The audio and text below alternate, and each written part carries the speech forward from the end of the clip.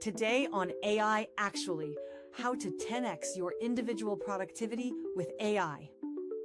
If you are telling your employees that they can't use AI, I promise you they have ChatGPT on their phone. If I'm doing it the same way I would have done it even 6 months ago, that's probably the wrong way. I feel like today, with the tools that we have at hand, we can all be the forward deployed engineers. We're not just trying to teach people a new skill. We're trying to teach people to change.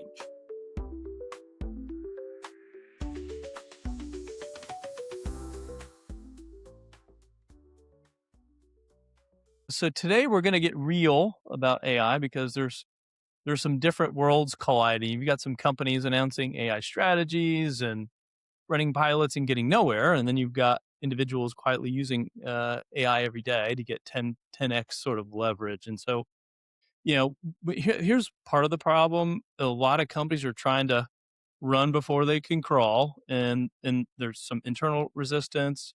People maybe don't trust it. Legal's all nervous. IT's blocking things, and half the org is sitting around there going, "Well, is this thing going to replace me?" And so today we're going to try to cut through some of that. How we use AI, what's working, what's maybe a little hyped up, how to get started, how companies might think about crawl, walk, run, and get going, and deal with some of the resistance you might very naturally encounter inside of a company, because it's not just a tech problem; it's definitely a people problem. So let's get started. Let's get the conversation started. I think Michelle, I'm gonna pick on you since you're sort of the new face. Everybody, Michelle Hamilton's new to the team, and maybe Michelle, give your perspective on maybe how you're using AI, what's working and not working, and maybe talk a little bit about. I think you've had some experiences with helping companies really start to embrace this and move past the resistance and/or crawl stage. Thanks, Pete. You know what? I tell you what, I am only just a couple of weeks into Answer Rocket, but ironically, this is my division that I'm super excited about change management and AI implementation, and truly helping teams to understand how to have a people first approach to AI and understand how to apply an AI lens and strategy to the work that they're already doing. And so, you talked about unused licenses and fear, and that's where I've spent my last 3 years focused on helping organizations think about that. Answer Rocket is an astonishingly forward thinking group, as they should be, considering we've been in the AI space since 2013. I love the fact that we are not only AI first, but also incredibly open to conversation, trying new tools, but really understanding that you have to walk before you run. Understand how to use the products first in a simple everyday use case that then you can begin to apply to your own roles and KPIs. What are some of the tools you've leaned into, Michelle? I will tell you, I'm a big Claude fan. I have been using Claude for almost not exclusively because I am agnostic, but I do use it for most of advanced work. But I will tell you, I actually do have some very strong use cases in both Gemini and ChatGPT. They all have their own features and benefits. Oftentimes, organizations and individuals think of ChatGPT as being the Kleenex of AI. Yeah. So when I'm doing coaching and consulting, we generally actually teach to ChatGPT because it's the one most likely people already have downloaded to their phones or have on their computers. And it is also the one that most organizations should be the most concerned about, not because of the company, but because of shadow AI use. And if you are telling your employees that they can't use AI, I promise you they have ChatGPT on their phone. Yeah. Yeah, and they probably have the settings wrong. So everything they do is training the model, right? We see that Everything all. is reading the model. So you actually need to have a progressive attitude about a people first approach. I was going to say, I really love that quote, a people first approach to AI, right? And I think that's where a lot of times we get lost in the fact that the people are the uniqueness about the AI, right? AI, as you buy ChatGPT off the shelf, is the same for every company everywhere. It's Mhm. your people that are going to make it better, right? They're going to make it different and unique and differentiated. And the fact is, we people learn differently than the mechanical brains, right? The wetware versus the hardware. learns differently, does things differently, and we have the opportunity to benefit each other. We can sort of level up each other. And we see that, in some of the best adopters of AI is the people that learn to level up with it, not just to put it to use, but to really go to another level of their own performance and capability. Mike, I love that because I'm finding organizations that are the most successful are the ones that are combining that use case into an intellectual property library of AI use cases and combining the best prompts and outcomes into an IP doc that Yes. then continues to educate the entire organization to do better, be better, and get to that run phase that everybody is looking for as quickly as possible. Yeah, that corpus you're describing, that is the new source code, right? The old source code that we worship because people spent so much time so carefully building it, that's getting made automatically now.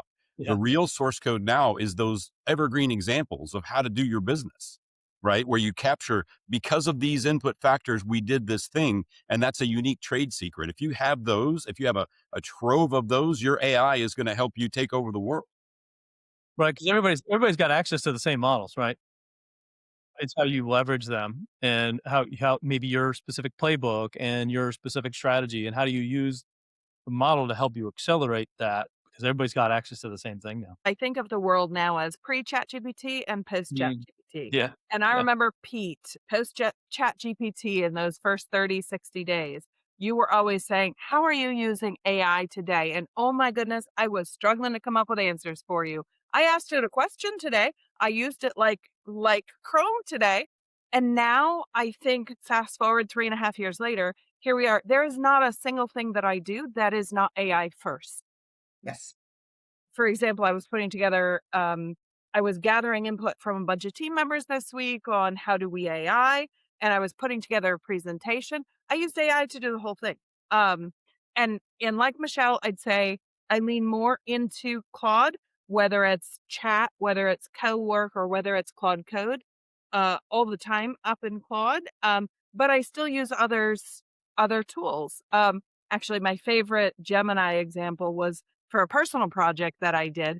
I actually used Claude Code to build a prompt for me that I then fed to Gemini for a landscaping project that I was doing.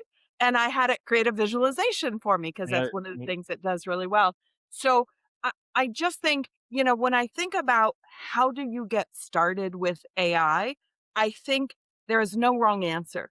But you come into work and if you're thinking about what is it that I have to do this week that I do all the time that just drives me crazy? And pick that thing and spend a few minutes doing it. It takes more than 15 minutes. You've already got your AI lens to That's start right. with. And I'm going to take it even one step easier. If we're even talking about people who are still at that point where they're trying to think about how to adopt it, don't worry about work yet. Think about just your daily life, your daily use cases, and then how can you apply some similar opportunities, whether you're planning an amazing vacation for you and your partner to Italy. Well, guess what? That entire conversation can then also be, you know, added to a workflow for your organization in thinking about planning out a retreat, planning out a strategy. But my favorite use case is absolutely to be using it in transcription mode so that if you need to get out, you need to iterate, you need to think, or you're just standing in the bathroom in the morning getting ready to go, hit the transcribe mode and just start talking to it. Hey, here's what's on my list of things to do today. I've got this recurring idea, or I'm going to take my dogs for a walk. I want to talk through this strategy. Just got off this great phone call. I want to follow up with some additional notes. Just use it as your thinking partner and personal assistant. I love these power ups that we're talking about because, it's one thing to say, yep, I'm going to go use the tool and whatever static output comes from it, I'll put that to use, right? One time, help me describe this thing for somebody, help me draw something, right? There's another level, Michelle, you just started touching on it where you're beginning to build a portfolio of how you like things done. And now you're leveling up your AI use because when you do say, hey, well, let's make a trip to Japan. Well, here's my 5 other trips that we planned before. So I'm not going to have to tell you what kind of airlines I want to travel, what kind of dates I want to go on, what kind of expense level I want to have, right? It's going to have that already, right? And that begins to form this unique corpus that describes you and what you want, differentiates what you're after, and it really levels up the results that you're getting, right? And that's a lot of people are having that first experience of leveling up their use with some of these vibe coding tools that are out there, right? The lovables and the bolts and different ones that let you not just use AI to do something, but use AI to make something that does something, right? And that's a really new experience for a lot of people who've not been able to code before and are now putting it to use in this way. Nicole brought up earlier the idea of she used Claude to then prompt her Gemini model for her landscaping project. That's called meta prompting. And so if you just go back to your own model and say, hey, I need to figure out how to prompt you through this complex idea. I'm not really sure where to start. Let me tell you everything I know about it. And we were chatting about this before the podcast started. Just tell it who, what, where, when, why, and how, and the ultimate outcome that you're looking for. Now, help me build out the perfect prompt. I want you to teach me how to use you so that I can teach you what I need for me. Fantastic. And, just a little bit of the insides of what's happening behind GPT and Claude and all that is they're roughly 100 layers that have continuously done that. They start with whatever you ask, and they go through many, many layers of what's called this transformer technology, where they're pushing through, and ultimately what you see is what comes out the other end. And so when you take one model's output and feed it into another, that meta prompting, you're stacking one model's 100 layers on the other model's 100 layers and making a 200 deep stack, which is now even more powerful, right? And this gets to some of the scalability laws, right? Like, so why don't we just go 1,000 and see what happens, right? Well, because the expense and the time and the energy consumption get too high, but that is a constant change as the hardware improves, as the power solutions get better, as the models get more efficient. We're getting more and more and more of those layers, so that we'll have to do less of that meta prompting. But as of right now, there's no end in sight to how many times you can do that and continue getting improvements. I don't know about you guys, but one of the things I still struggle with this, is reminding myself when I'm about to do something that there's probably if I'm doing it the same way I would have done it even 6 months ago, that's probably the wrong way. And figuring out how to sort of interrupt myself to just sort of question that and to try it the new way, it can be a challenge sometimes. And often I force myself, even if I'm halfway through a task, to stop and go back to the beginning to do it what I would consider the new way.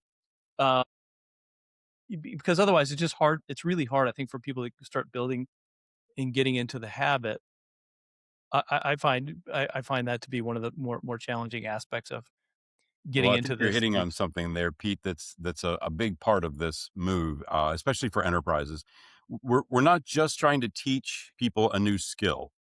We're trying to teach people to change.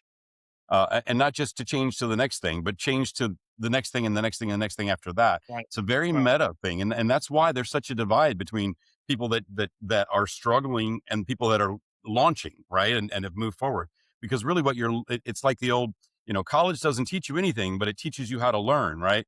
I used to hear that a lot, and in this Gen AI era, we don't need to teach people one set of tools. We need to show them how to change and how to know when to change. Be kind I of to think your that's point exactly right. about progressing. Yeah, I think that's Or exactly right. might even to think about, teach them to think, what is my current job and what are my current drivers? Now, how do I create a personal assistant type relationship with an AI model and just simply explain to it, here are my deliverables for the day, for the project. I'm going to ask you to help me with this, not because I'm asking you to replace me, but because I want you to help me both expedite as well as make my process more efficient. But you are my thought partner now. And I highly encourage people to ask the model to ask you as many questions about the process as possible. It takes a little longer, that first iteration out, but I will tell you, then if you continuously come back to that conversation, if it's about the same topic, it has now learned that information from you, and you're going to be able to get to the end result much faster. The average person, and this is just an estimate, but on average, you can count on about a 10 IQ point boost over what you would do yourself plus an AI, right? And it's just there's just more there. You know a lot. The AI knows a little bit more in certain areas, and it's like collaborating with somebody. The result's going to be better. It's still your work, right? It's still your work, but it's going to be better. And so that's the key thing to embrace. I love that. I think there's another way we were talking earlier. I'm not sure who brought it up, but about sharing tools across the team. And I think, Mike, if we talk about the 10 IQ point boost from using AI, if we share tools across the team, that's got to get us another 10 IQ points, I think. And that's one of the ways that we level up here inside Answer Rocket is we have a Slack channel called Gen AI Nerd Out. And we all share, hey, did you hear this? Did you hear that? Are you using it for this? Here's a great plugin I've discovered. And I think the reality is the people you work closest with are those whose workflows maybe are similar or at least adjacent to what you're doing. So you're going to learn a lot from what each other is doing. And I think the conversations I have with other team members about what they're doing with AI today are probably the things that lead to the biggest leaps in capabilities for myself. I think, Pete, you would love to hear me say something about okay, I'm going to leap topics a little bit here, but one of the big buzzwords out there today is forward deployed engineers. And in my mind, everyone is a forward deployed engineer today. And I know Pete knows, okay, once upon a time, I won't say how many years ago, I was an engineer, but I was never a software engineer. I have some, enough technology in my background to be dangerous, but I Okay. feel like today, with the tools that we have at hand, we can all be the forward deployed engineers.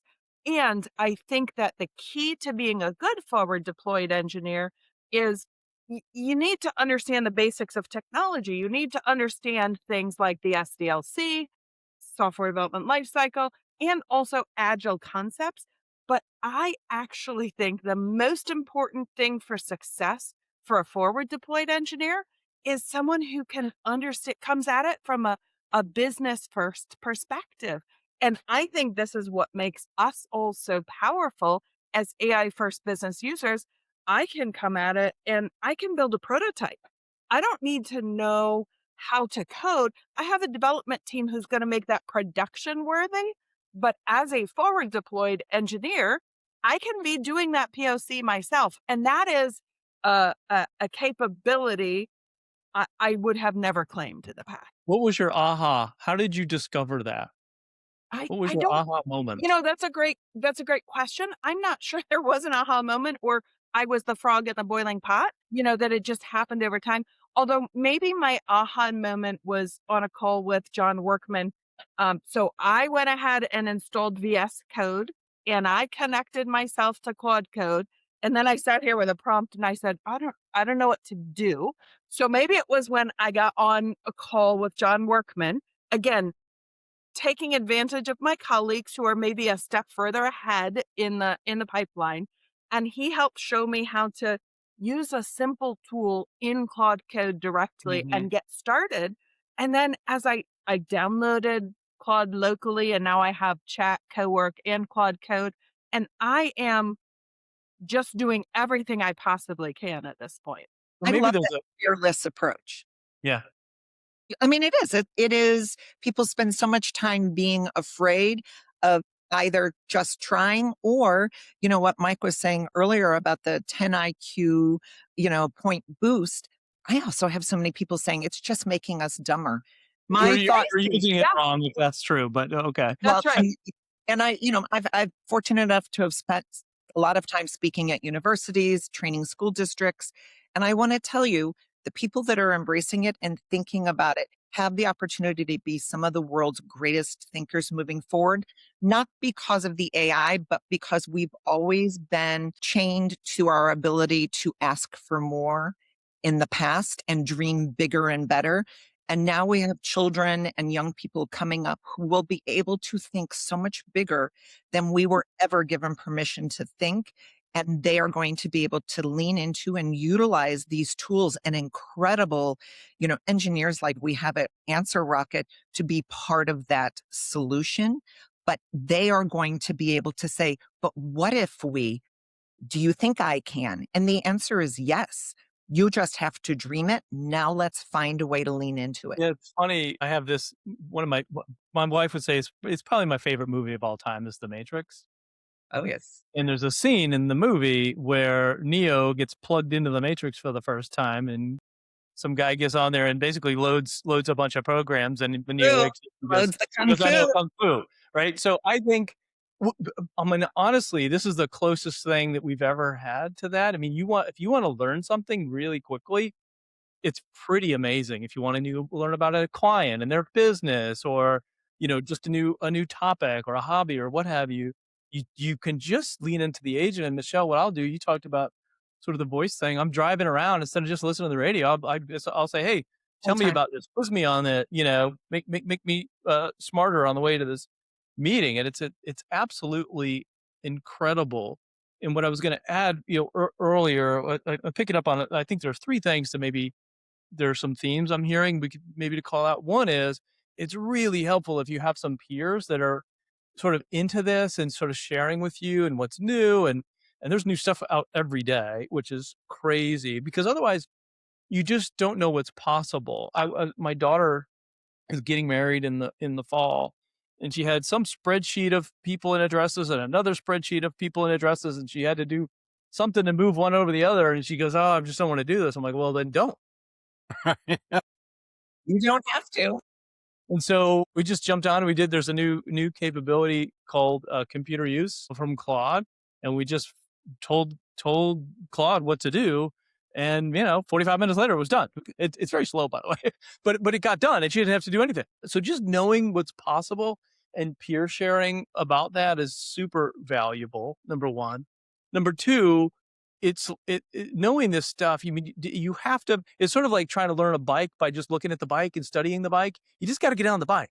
Yeah. And the funny thing is you can sort of ask the bike, and you talked about this, Michelle, you can ask the bike how to ride the bike.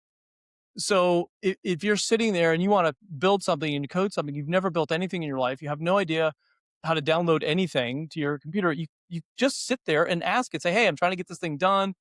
And if you are persistent enough, and just say, dumb it down, like I'm 5 or 5 years old or whatever, you can get, it's unbelievable what you can get done.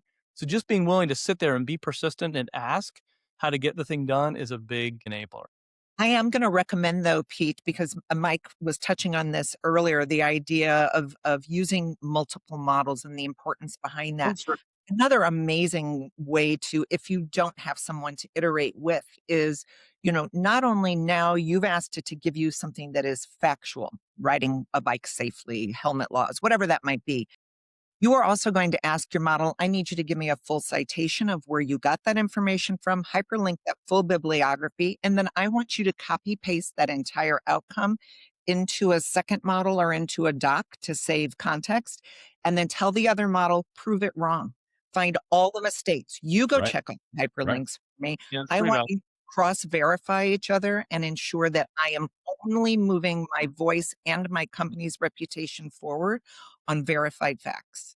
And so this is one of those kind of mind-blowing moments, but I want you to think about this. When you're moving something from one model to another like that, you're going through a very narrow funnel, which is human language, right? The models themselves, their native language is giant vectors of numbers. It has to get forced down to a little tiny fraction of what the model is thinking to make it so that we can handle it. Now imagine a world where it never has to come back to human language. You just let model A talk to model B directly without that kind of narrow human time signal in between. Pete's point about the computer use is super slow. These problems are going to disappear. These models are going to get.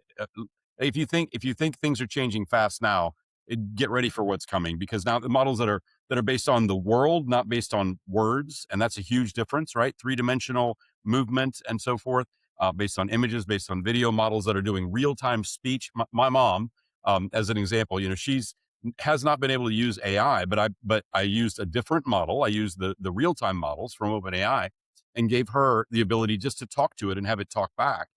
And all of a sudden she's asking about sports scores and trying to find out about lottery numbers. And do you remember 1962. And, it's just, it's blowing her mind. And she doesn't even really know that she's using AI, right? She's just Right. really happy to have this new part of her life, right? So much more coming from Like, I've got a fun project for your mom. So parents are both in their middle 80s, and I have taught my mother how to upload her favorite recipes, hit voice mode, and say, I need you to walk me through this step by nice. step. Let me know what ingredient I need to add. I'll let you know when I'm done. And by the way, you've been, you are playing the role of and her AI model is named after her. And she literally will cook so she doesn't have to touch her phone or her iPad.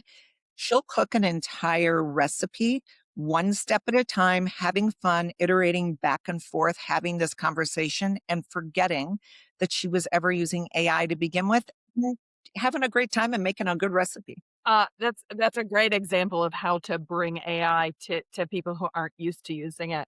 I want to come back to a point you made about using AI to fix or figure out something that went wrong with some other AI. I have a perfect example of this where I am a PC user. I feel like it's almost a confession here. I think amongst all other Mac users. And Claude Desktop, when it was initially released on Mac. And I felt so, left behind because I couldn't use the Claude Desktop yet. I use it on my browser all the time. I probably have 10 or 12. Well, everyone here knows that I have a browser tab problem. Probably 10 or 12 of those are Claude right now. You're in good company. Good. But so when they did finally release the Claude Desktop for PC, it didn't work automatically. And remember. I spent a good amount We're of not time with happy. I spent a good amount of time with my Claude browser saying, I would just copy and paste. Here's the error you gave me now. What do I do next? Copy and paste. Here's the error you gave me now. What Yeah. do I do next? And I Right. will say the first time through, I spent a good amount of time troubleshooting and it said, sorry, we've actually reached the end of our rope here. Go ahead and submit a bug ticket. But a week or so later, when I came back in, it worked. So in the end, it's still a happy story, but it is a great way, you can take that to anything. You can troubleshoot anything you're doing in any of the tools. Sorry. I'll say my most common input to any model is a screenshot, I think. Yeah. Amazing. Love that. Show me how to Here you use. go. What do I do now? I do. The other thing I love about these models, there's no judgment. I can ask Claude the dumbest question in the world, it's and no pretty one nice. else has to Yeah, know that I lovely. had to ask that Yeah. question. Yeah. Yeah. My wife was asking me what the difference is, like why are there so many models, and Mm. I of course went into my normal spiel. Well, the model sizes and the parameter counts and she's like, no, I mean, what do they do that's different, right? Yeah. So I gave her a little tool that I vibe coded a tool where she Yeah. can type one prompt and see what Grok does with it, see what Claude That's does with it, and see what GPT does with it. Yeah, And she was floored. She was absolutely shocked because they are very, very different, right? And, Yeah. and So and different. they have their own personalities. They have their own political alignments, especially Grok, Yeah. right? Yeah. They have all Yeah. sorts of different levels of tech that they lean into. They hallucinate in different ways, right? And so this is why we play them against each other and with each other to make Yeah. results come together, just like any People other will tool. ask me, what model should I use? I'm like, I don't know. What kind of car do you want? Right. Right. What are you Yeah. trying to do? Pick Yeah. one, and you should probably pay for it. Free is fine to start, but it is worth the Yeah. 3 Starbucks coffees or Mm. $20 a month to And get a each superior one, model. my point Here- is they're a little different, right? I use Claude very differently than I use OpenAI model like Codex, for example. They're very different. I personally find Claude is very good at what I would just call general work office tasks. So I built this little basically I built an assistant and I had it code up. It downloads my Fireflies transcripts. It downloads my emails. It downloads my calendar, and I gave it a set of rules about how to process my to-dos and so on. And it's an amazing office assistant. I can leave a meeting. Maybe we talked about something, and I signed up to create a presentation. And after the meeting, I can just say, "Hey, can you just create the presentation we talked about?" And it's gone through the whole meeting. I read the transcripts, and it does a fantastic job. Or creating can you create the spreadsheet on the model of the thing we talked about? I think Claude is really, for me, great at those things. But if I want to lead into code and building things and so on, I tend to find personally that the Codex seems to do a little bit better at those things for me. So, but the point is that they seem to, and then if you want images and so on, it seems like Gemini models are probably better in that area. So they're definitely We I think haven't talked about differentiating. it, complexity. And I will say, we were talking earlier about inviting multiple models to have conversations, and we Yeah. are using Perplexity quite a bit for some large projects in our house, where we are asking it to go out and call upon multiple models simultaneously. I think as well, though, we're touching on some more advanced things now, but for some of our everyday listeners, you need to keep in mind that it is generative. It is why it's called generative AI. So if you are sitting next to someone, your outputs and answers are not going to be the same. It is Right. based on your previous use. It is based on a whole host of inputs and the language that you used. But don't think you're doing it wrong if your answer doesn't look exactly like the person sitting next to you's Right. answer. Right. Right. And then a lot of enterprise users scratch their head and say, well, then how can I use it for my business? And, the short answer is you can solve that difference across answers. You can solve it with AI, or you can Yes. have AI generate tools that do it the same every time when you run them. There are lots of Mhm. solutions for it. It's not the same as it's almost like a colleague, depending on whether they had coffee or tea this morning, they might, answer you in one or two sentences. That doesn't mean either answer is wrong. It's just the way that person presented. And ironically, it is very much like a colleague in the sense that what you're doing when you're hitting one of these cloud APIs, you're interacting with a cloud instance that is interacting with a lot of other people. Now, that doesn't mean that you're getting cross thoughts from those other people, but it does mean that it's not in the pristine state that you left it last time, because it's been talking to other people, just like your colleague has been home and dealing with baseball and making dinner, and now they come back to work. The model's been off, solving rocket equations, and then it went and it wrote a term paper, and then it made some jokes for a 5-year-old, and now it's back to you to helping you, right? So it's going to have some variety when it comes through there. But the thing that I think we're kind of getting to, especially with some of Pete's use cases, that I think is really important, is to go one more level of meta, right? So bear with me for a second. So the first level of meta is, hey, I'm going to write a letter to my boss. Here's what I've got. Help me out, right? I'm going to use static tokens that come back from that. Okay.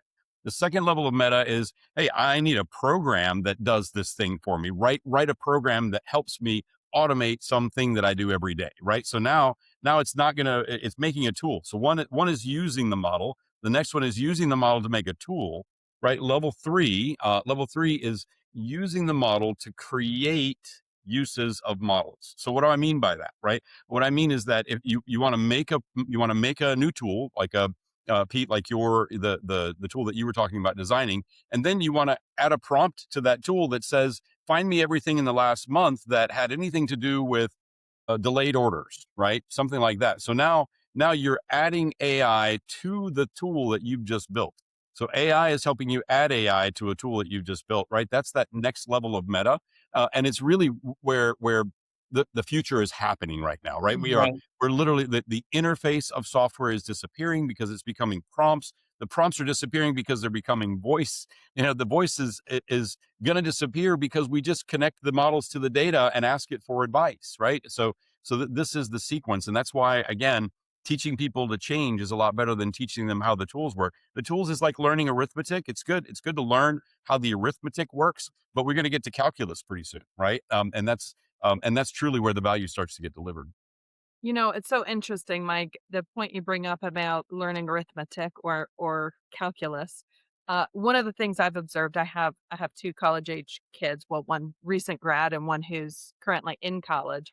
And one of the things I really struggle with is that the universities out there are really holding the kids back from AI. They have to go into even an AI class and sign an AI use statement. And I really feel passionately that our universities are doing a disservice to these kids who are coming into a world where they're expected to understand AI tools. Now, I am all for learning how to learn, and you got to teach the fundamentals. But I think it is important for our universities to embrace the fact that the future involves AI and teach these students who are coming into a workforce to be prepared for those new rules of that workforce and to actually have the skills to know how to brainstorm with that AI and to be able to use AI appropriately in their workflow to be more effective and more efficient. You talked about the 10 IQ points. I think this is critical for the students who are coming into the workforce tomorrow to understand. Well, and I'm even thinking beyond that, even from a more humanist scale, universities are also an amazing opportunity for students to learn how to work together as people and how to look up from their computer and have conversations with other key stakeholders, other people who have curiosity and interest in same topics. And what I love is that AI can still be your knowledge worker, work alongside you. But now, as humans, you can go back to connecting with each other and stop focusing on just a keyboard 10 hours a day and Yes. actually combine those two. And from a university perspective, to waste money on trying to catch the cheaters is doing such a disservice to our future when instead they could be thinking about how are we educating them to work as a team and to move AI for good forward.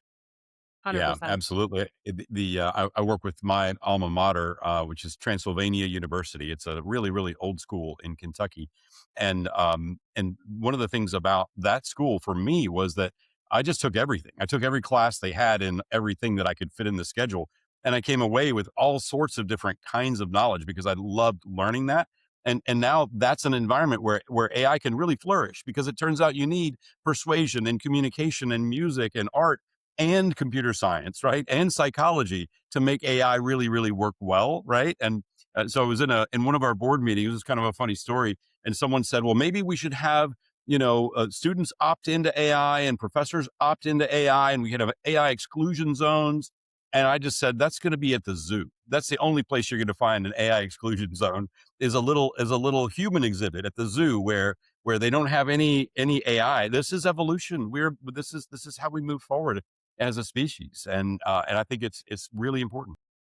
Speaking of how we're evolving, I was going to ask each of us to maybe talk about how our workflows are different, maybe just over the last 6 months, maybe what was it like before, how's it different? And the reason I wanted to jump into that is because I think it's hard for people who are not doing this to understand. So how is it different? How's the day different? What are the kinds of things I should be thinking about? And so maybe Nicole, I'll start with you. How would you describe your just day-to-day workflow as being different in the last 6 months? Really don't know how it's the same. There isn't a single thing that isn't different. I start my day asking cowork what's on my calendar. Mhm. Think about, I used to go to my calendar and I used to review my meetings, and now Right. coworker is doing that for me. I also, I spend a lot of time with customers, and so I spend a lot of time building presentations, and I tend to want to tell everyone everything. So in the past, my presentations are all a lot of words, and I tried desperately to put pictures in it. Now, if I have whether it's an internal conversation or a customer conversation, it doesn't matter. If I have to tell someone a story, I go into Claude and I give it either, I think we were talking about this earlier. It could be meeting transcripts. It could be I took a walk and I recorded I call it my verbal vomit. I just recorded everything I said, whatever transcript it is, or whatever other context I have. Maybe I have a spreadsheet with some information. Any context I have, I dump it in there and I say, build a presentation. I do tell it you're going to be presenting to X, whatever audience that is, whether it's executives at a customer or an internal team of analysts or whomever it is. I'll tell it who you're presenting to. I'll tell it sort of high level, what's the story I'm trying to tell. I'll dump all the context and I'll say, go build a presentation. And I find myself building 5, 6, 7 presentations a day. And whether I use them all or not is another question, but I Right. just dump that context and build. I love that. Michelle, how about you? I have to start out the same way, Nicole. What isn't different? But I went from running my own two companies to joining this team. It was previously helping me run my companies, so I had many bots running simultaneously. But now the ability for me to build out far more complex workflows and ideas. I have a chief of staff that I built out for me that, like all of you, it checks my email, it checks my calendar, it checks my Slack, it does research on every person I'm meeting with that day, does persona mapping to their predictive disk, and then tells me how to best deliver the information back to them so that it is delivered in a way that they contextually want to receive, not just the way that I tend to word vomit on people about AI. I've become a really boring dinner party guest. And Mike, Fascinating. you live in a bit of a different world, right? I mean, you're on the technology side of Yeah. things. Yeah. So rather than kind of the way it used to be, which is probably every waterfall textbook you've ever read about, or maybe sprint oriented agile book you've ever read. Let me just talk about what happens now, right? So what's unique now is for me is that every day something is released.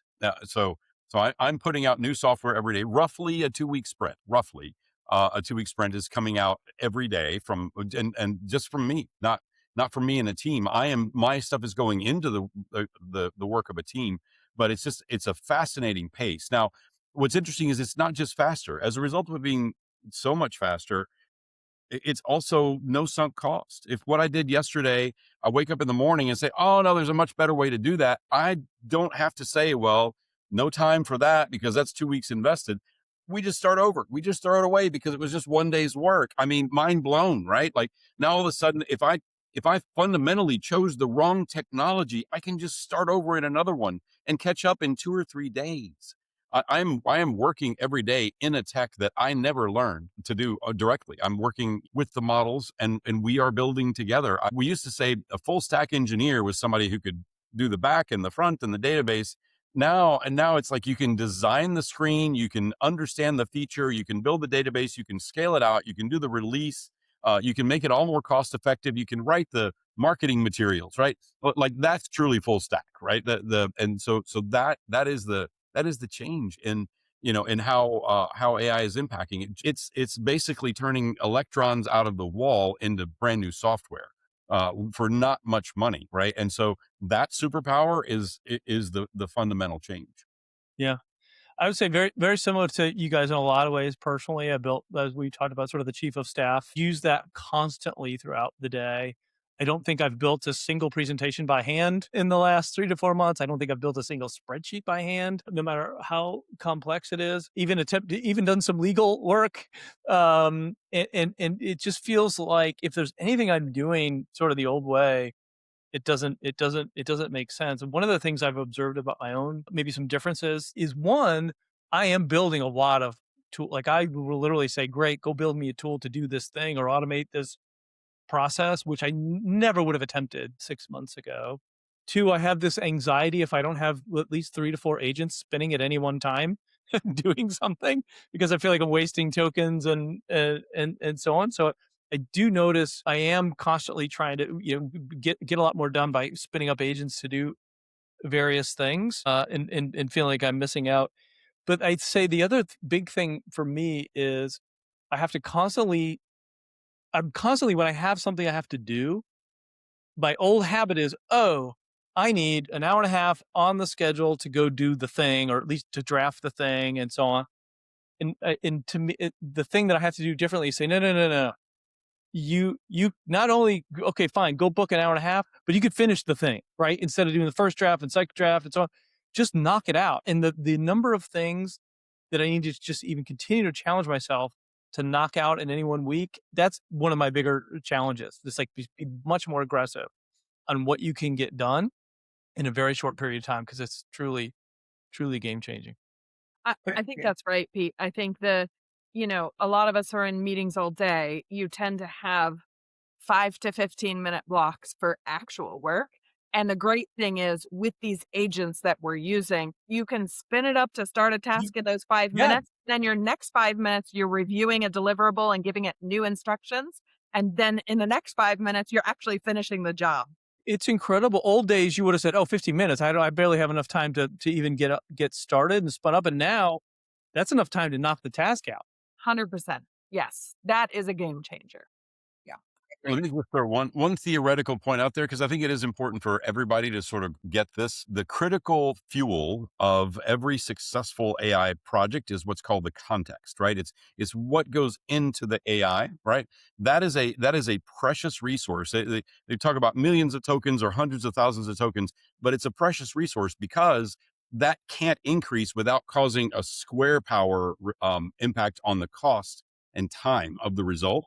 So for all of us, even as the models get brilliant and much better and bigger and faster and cheaper, it's going to continue to be precious to get right what you're putting in, right? And building tools to help you get that right, and building ways of cataloging good examples from the past, and building up your own kind of knife set that's super sharp about how to slice the problem that you're dealing with to get the AI to do a better job. That is going to be an evergreen as far as the eye can see right now, which is some number of years. A lot of other things may change, but getting the context right is going to continue to be an important capability. That means taking out stuff that's not relevant, and that means making sure that all the right stuff is in there, and that means checking the result when it comes out, right? None of those things are going to change, even as the models get again faster and better. Awesome. Well, listen, we're approaching our time, so maybe we'll do this. Is just advice you guys have on folks that are trying to get started, where they should start or how they should think about it, whatever advice you want to give them. And Michelle, I'm going to give you the last word actually. And I'm going to jump in. I'll go myself, Nicole, Mike. And for me, I think it's just simply jump in and just start asking it how to do the things you're doing and be persistent. That would be my thing. I absolutely agree. And I will add to that, Pete. No one's looking over your shoulder. Don't be afraid to ask stupid questions because no one's ever going to know you asked them. So I agree with Pete. Just start asking, what can I do? And then if you have a stupid question, ask it a stupid question. Can I do this? And it'll tell you, well, I can't tie your shoe for you, but I can tell you how to tie your shoe. Draw you a picture of it too. That's right. Yeah. Get you a diagram on that. Yeah. I think we should all ask all kinds of stupid questions because you never know what you don't know, right? But, kind of like Pete was saying, my advice is to jump in and just realize something, that this is kind of a Macintosh moment. So many people are Android and PC, where you can do a lot of damage with the wrong right click, and that's why people are kind of shy about it. This tech is a lot more like a Mac or an iPhone, where you're not going to shoot yourself in the foot by just trying something out. So go for it. Give it a shot, see what happens. It's not going to take your secrets away. It's not going to charge you $1 million. It's not going to, infiltrate your home. Just give it a shot. Try it. Make it work. And Yeah. So I'm actually just end it by saying, I agree with exactly. I mean, I think we were all thinking the same thing, but I want to even back it up a little bit further from there. I want you to not be overwhelmed by the complexity of parts of this conversation if you are just thinking of getting started, or maybe you're just going to take that next step. AI doesn't care what street you grew up in, where you went to school, what board you sit on. It does not care who you are, what country you live in, or what you look like. It only cares about the conversation that you are having with it. And I will tell you, we all came from very, very different backgrounds, and yet we are all lucky enough to find ourselves sitting here today working for an AI company. But that is because we are willing to be open and think and ask for more. And this is your opportunity to keep asking for more. You're right. Love that. awesome. Well, thanks everybody. Have an awesome rest of the week. Thanks, Take care. Pete. See ya.